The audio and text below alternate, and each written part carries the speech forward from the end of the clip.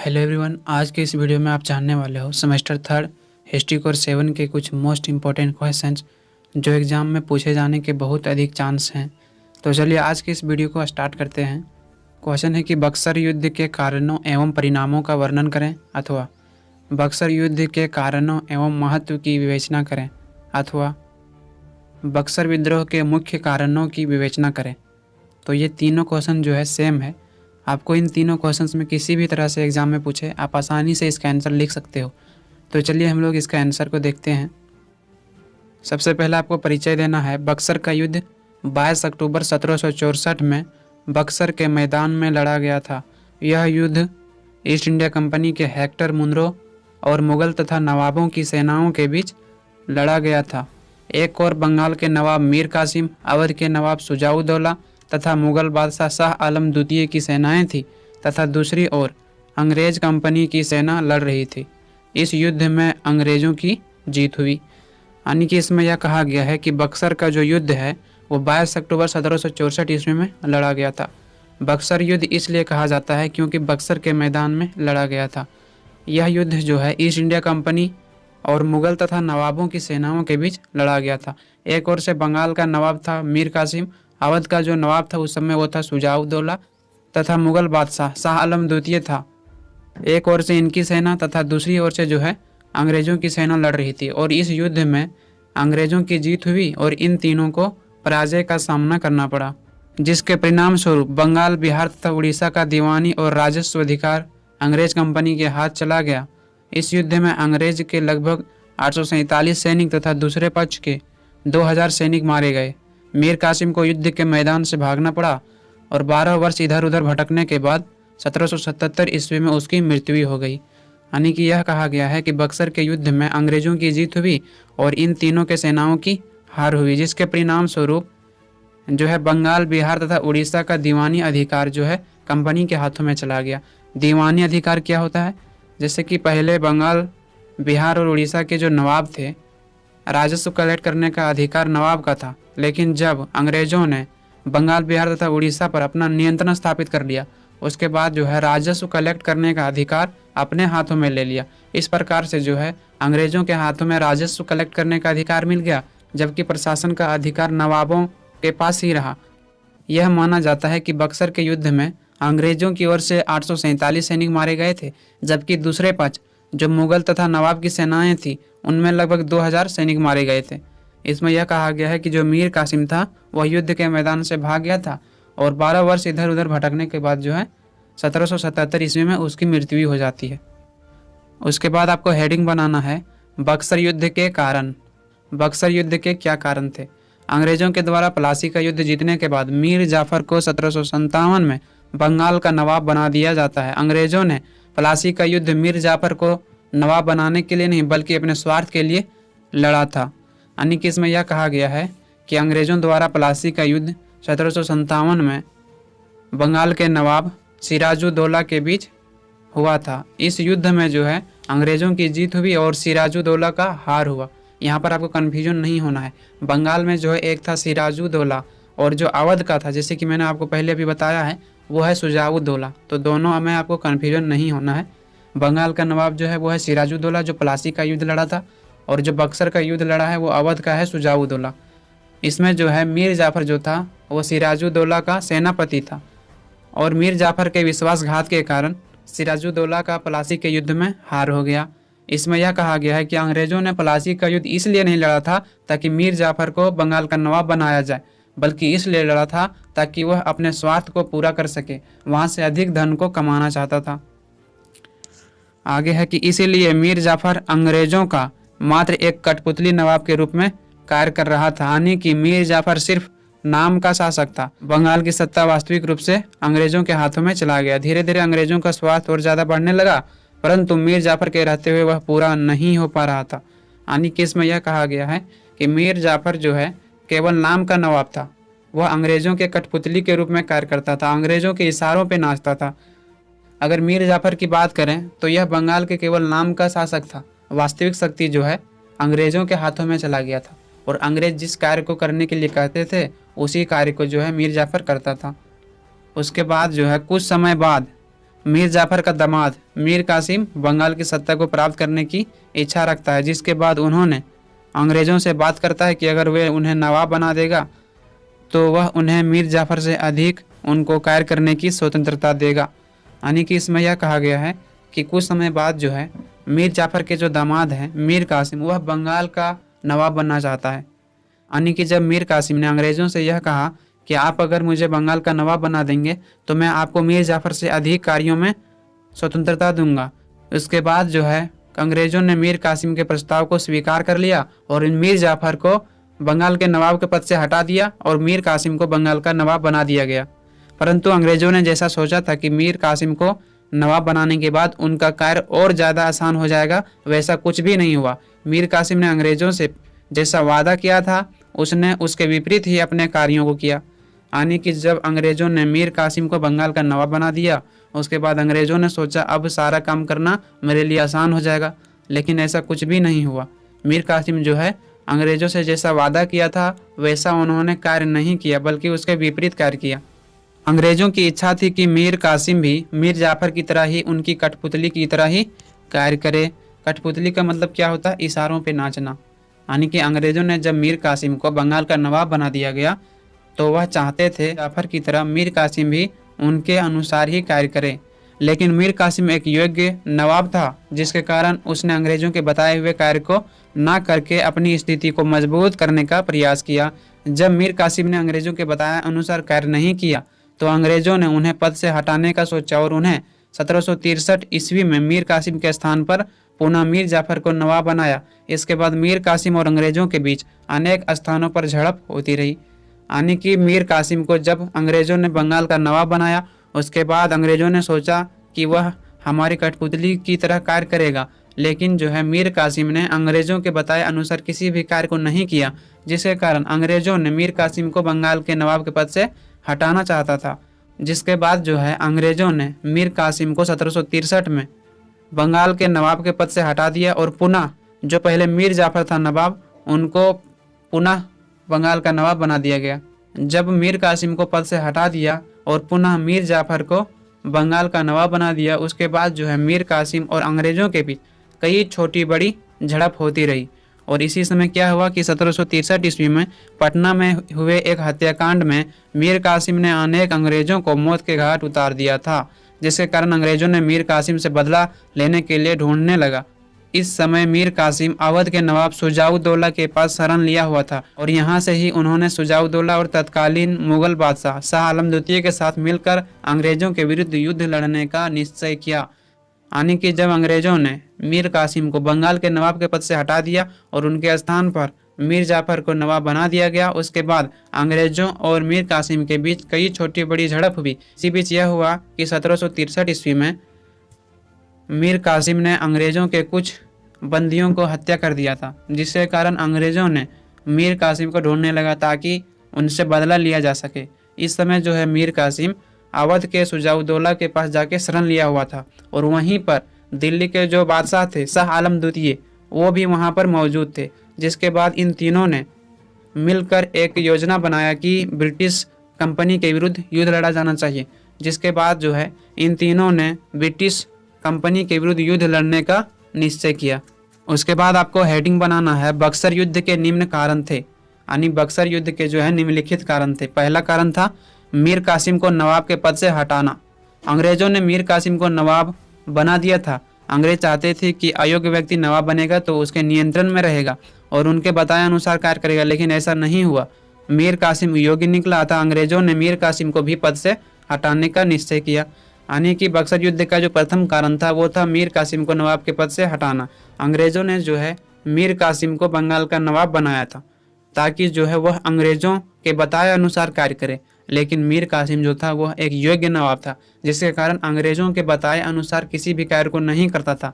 जिसके कारण अंग्रेज़ों ने सोचा कि इन्हें नवाब के पद से हटा देना चाहिए और पुनः इसे नवाब के पद से हटा दिया गया और इसके स्थान पर पुनः मीर जाफर को बंगाल का नवाब बना दिया गया। तो इस प्रकार से जो है बक्सर युद्ध का प्रथम कारण मीर कासिम को नवाब के पद से हटाना माना जाता है। दूसरा आपको बनाना है अंग्रेज़ों का अवैध व्यापार पर नियंत्रण। अंग्रेज कंपनी के भ्रष्ट कर्मचारी अवैध व्यापार में लगे थे। अपने नाम से वह देसी व्यापारियों का वस्तु बिना टैक्स के भेजने लगे थे। यानी कि अंग्रेज के जो कर्मचारी थे वह सभी भ्रष्ट हो गए थे। उन लोगों ने जो है अवैध व्यापार करने लगा था। अवैध व्यापार किस प्रकार से करता था, जैसे कि यहाँ का जो देसी व्यापारी होता था उनसे उस वस्तुओं को खरीद लेता था और बिना टैक्स दिए वह विदेश में वस्तुओं को भेज दिया जाता था, जिससे वहाँ के जो नवाब थे उनको काफ़ी घाटा लगने लगा। इस कारण से भी इन्होंने अवैध व्यापार पर नियंत्रण स्थापित करना चाहा, क्योंकि पहले जो दस्तक प्रणाली को लागू किया गया था जिसके आधार पर अंग्रेजों को मुक्त व्यापार करने का अधिकार मिल गया था। तो जिनके पास दस्तक होता था वह व्यक्ति भारत से मुक्त व्यापार कर सकता था। लेकिन इसमें यह किया गया कि जो अंग्रेज अधिकारी होते थे वह अपना दस्तक को अन्य व्यक्ति को बेच देता था और फिर वह दोबारा अपना दस्तक को बना लेता था। यह कहकर बना लेता था कि उनके पास जो दस्तक था वो खो गया है। तो इस प्रकार से इन्होंने व्यापार के क्षेत्रों में बहुत अधिक दुरुपयोग करने लगा था, जिसके कारण बंगाल के जो नवाब थे उनको काफ़ी नुकसान उठाना पड़ रहा था।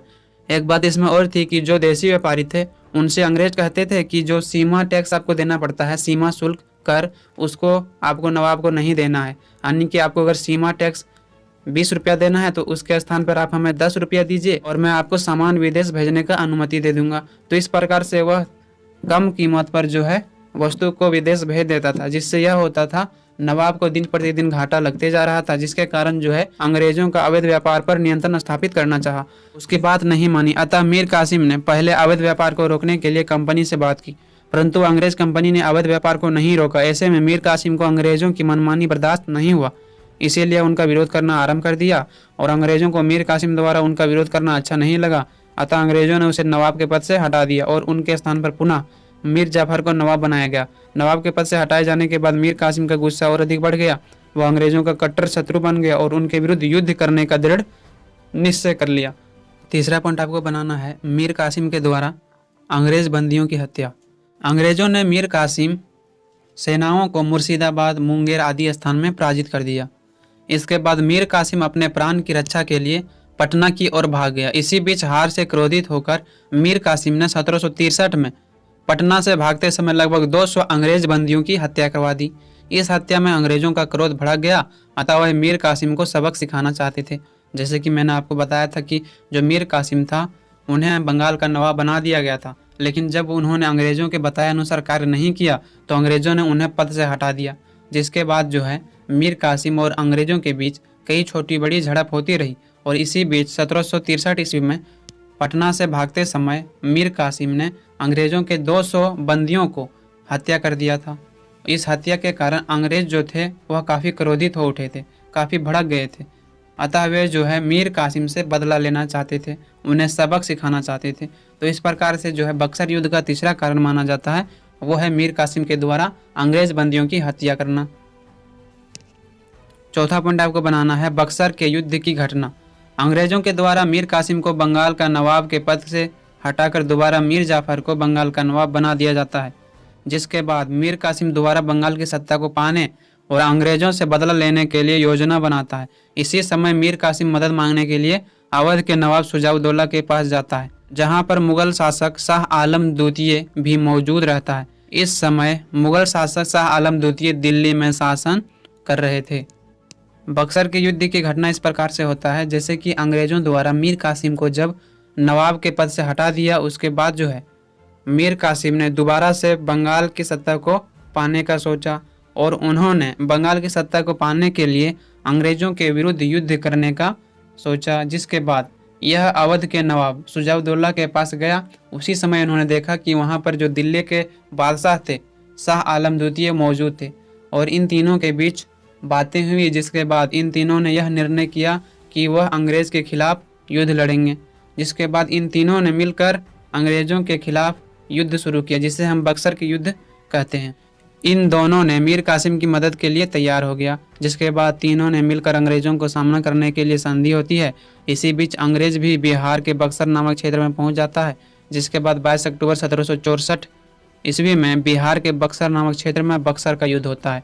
इस युद्ध में अंग्रेजों ने इस तीनों को पराजित कर दिया था और इस युद्ध के बाद यह तय हो गया कि अब अंग्रेज ही भारत में अपनी शासन करेगा, क्योंकि जिन तीनों को अंग्रेजों ने बक्सर के युद्ध में हराया था, इस युद्ध से पहले इन तीनों की लगभग पूरे भारत में सत्ता स्थापित था। यानी कि अवध के जो नवाब थे शुजाउद्दौला और वहाँ पर जो पहुँचे हुए थे मुग़ल बादशाह शाह आलम द्वितीय, उन्होंने मीर कासिम की मदद करने के लिए तैयार हो गया, जिसके बाद तीनों ने मिलकर अंग्रेज़ों के सामना करने के लिए एक संधि किया। इसी बीच अंग्रेज और इन तीनों के सेनाओं के बीच 22 अक्टूबर 1764 ईस्वी में बिहार के बक्सर क्षेत्र में युद्ध हुआ और इस युद्ध में अंग्रेज़ों की जीत हुई और इन तीनों सेनाओं की पराजित हो गया। जिसके बाद जो है इस युद्ध के बाद यह तय किया गया कि अब जो है भारत में अंग्रेज भी शासन व्यवस्था को चलाएगा, क्योंकि जिन तीनों को अंग्रेजों ने पराजित किया था इन तीनों की लगभग पूरे भारत पर सत्ता स्थापित थी। इस युद्ध के बाद अंग्रेजों की शक्ति भारत में बहुत अधिक बढ़ गई थी। इस बक्सर के युद्ध में अंग्रेजों की तरफ से जो है हेक्टर मुनरो ने अंग्रेज सेना का नेतृत्व किया था, यानी कि अंग्रेजों की तरफ से किसने सेना का नेतृत्व किया था, तो हेक्टर मुनरो ने। यह कहा जाता है कि बक्सर के युद्ध में जीत के बाद अंग्रेजों ने दोबारा रॉबर्ट क्लाइव को बंगाल का गवर्नर बनाया था। उसके बाद जो है आपको हेडिंग बनाना है बक्सर युद्ध के परिणाम या महत्व। अगर आपको क्वेश्चन में पूछे कि बक्सर युद्ध के महत्व को बताएं तो आपको महत्व बनाना है। अगर आपको पूछे बक्सर युद्ध के कारण और बक्सर युद्ध के परिणाम लिखें तो आपको यहाँ हेडिंग बनाना है बक्सर युद्ध के परिणाम।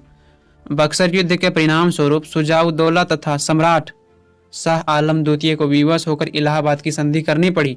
इलाहाबाद की संधि निम्न शर्तें थी, यानी बक्सर युद्ध में जब इन तीनों की सेनाओं की पराजय हुई, जिसके परिणाम स्वरूप शाह आलम द्वितीय और शुजाउद्दौला को विवश होकर इलाहाबाद की संधि करनी पड़ी।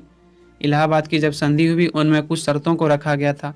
तो पहला शर्त था शुजाउद्दौला से इलाहाबाद छीनकर अवध प्रदेश उसे लौटा दिया गया। दूसरा शर्त था अंग्रेजों को शुजाउद्दौला ने युद्ध के क्षतिपूर्ति के लिए 50 लाख रुपये देना स्वीकार करा लिया, यानी कि इस युद्ध में जो हर्जाना हुआ है, हर्जाना के तौर पर अवध के जो नवाब थे शुजाउद्दौला, उनको जो है क्षतिपूर्ति के लिए 50 लाख रुपये देना स्वीकार करा लिया अंग्रेजों ने। तीसरा है अंग्रेजों ने अवध को उसके व्यय पर सैनिक सहायता देने के लिए स्वीकार किया, यानी अंग्रेजों ने इस युद्ध के बाद जो है नवाब को सैनिक सहायता देने के लिए तैयार हो गया, लेकिन कहा कि सैनिक का जो खर्च है वो आपको ही देना पड़ेगा। चौथा है अंग्रेजों को नवाब ने बिना कर यानी टैक्स दिए अवध में व्यापार करने की छूट दे दी गई। इस युद्ध के बाद जो है अंग्रेजों को नवाब जो शुजाउद्दौला था उन्होंने अवध में मुक्त व्यापार करने का अधिकार दे दिया। पांचवा है कि अंग्रेजों ने अवध के नवाब से इलाहाबाद के जिले को लेकर मुगल सम्राट शाह आलम द्वितीय को दे दिया। छठा जो है वह मुगल सम्राट को अंग्रेजों ने 26 लाख रुपये वार्षिक पेंशन देना स्वीकार किया, यानी कि अंग्रेजों ने इलाहाबाद के संधि के बाद मुगल सम्राट को प्रति वर्ष जो है 26 लाख रुपये पेंशन के रूप में देना स्वीकार कर लिया। सातवां है मुगल सम्राट ने बंगाल, बिहार और उड़ीसा की दीवानी अंग्रेजों को सौंप दी। अब इन क्षेत्रों में वे लगान वसूल कर सकते थे, यानी कि बक्सर युद्ध के परिणाम स्वरूप मुगल बादशाह ने बंगाल, बिहार और उड़ीसा के दीवानी यानी राजस्व को कलेक्ट करने का अधिकार कंपनी को दे दिया। इसी कारण से जो है अंग्रेजों ने मुगल बादशाह शाह आलम द्वितीय को प्रति वर्ष 26 लाख रुपये वार्षिक पेंशन देना स्वीकार किया था। नेक्स्ट पॉइंट आपको बनाना है द्वैत शासन प्रणाली। जब अंग्रेजी ईस्ट इंडिया कंपनी ने मीर कासिम को हटाकर मीर जाफर को दोबारा 1763 में बंगाल का नवाब बनाया था, उसके बाद वह 1765 तक नवाब बना रहा, जिसके बाद उसकी 1765 में मृत्यु हो जाती है। बक्सर के युद्ध में जीत के बाद अंग्रेजों की इच्छा और ज़्यादा बढ़ने लगती है और वे बंगाल से अपना पूरा फायदा लेने के बारे में सोचता है, और इसलिए रॉबर्ट क्लाइव द्वारा बंगाल में 1765 में द्वैत शासन प्रणाली को लागू कर दिया जाता है, यानी कि बक्सर के युद्ध में अंग्रेजों की जीत हासिल हुई। जिसके बाद जो है बक्सर के युद्ध के बाद जो है बंगाल का जो गवर्नर बना वो बना रॉबर्ट क्लाइव। रॉबर्ट क्लाइव ने जो है बंगाल में द्वैत शासन को लागू कर दिया था। द्वैत शासन क्या था?